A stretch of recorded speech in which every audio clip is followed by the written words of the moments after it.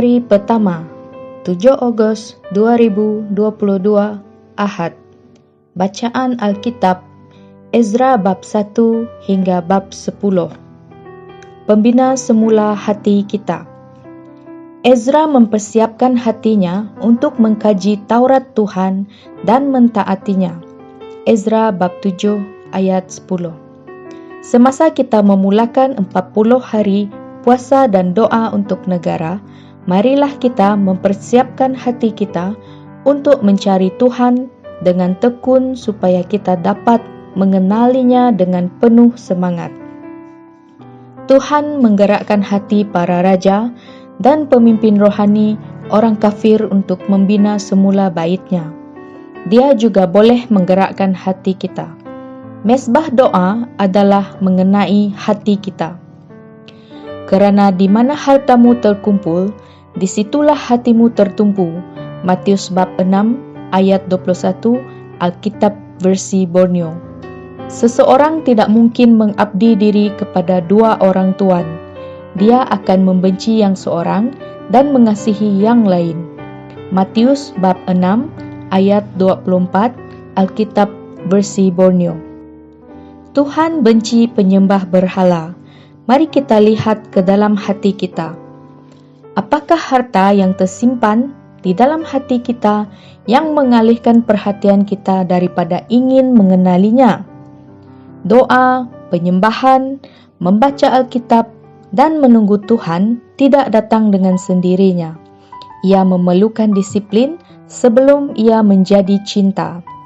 Tetapi, apakah yang menghalang kita daripada melakukan semua perkara yang menghubungkan kita dengan Tuhan yang hidup, yang begitu ingin berkomunikasi dengan kita? Adakah kita mempunyai seorang tuan sahaja? Adakah kita memberi lebih banyak masa untuk YouTube, sukan, perniagaan, kerjaya, anak-anak, dan lain-lain? Senaraikannya dan bertaubatlah.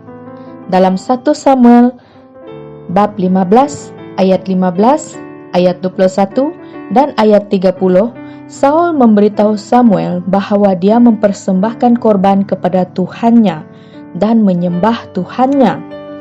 Itu tentang Tuhan Samuel, bukan Tuhan Saul. Saul tidak benar-benar mengenali Tuhannya. Seperti apa yang kita temui dalam Ezra bab 10 ayat 3, kita perlu merenung dan memperbaharui perjanjian kita dengan Tuhan.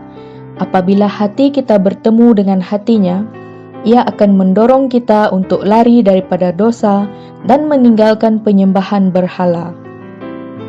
Doa hari ini. Tuhan Yesus, kami berseru kepadamu seperti pemazmur. Kami meminta agar Engkau menyelidiki kami, mengetahui hati kami dan segala-galanya tentang kami, dan ujilah kami dan ketahuilah fikiran kami, kerana matamu terpancar ke seluruh bumi untuk menguatkan mereka yang hatinya taat sepenuhnya kepadamu. Amin. Polis melaporkan bahawa remaja berumur antara 15 hingga 18 tahun, iaitu 51% daripada 1,708 jumlah kes bunuh diri dari Januari 2019 hingga Mei 2021, dan bunuh diri telah menjadi faktor utama kematian pramatang.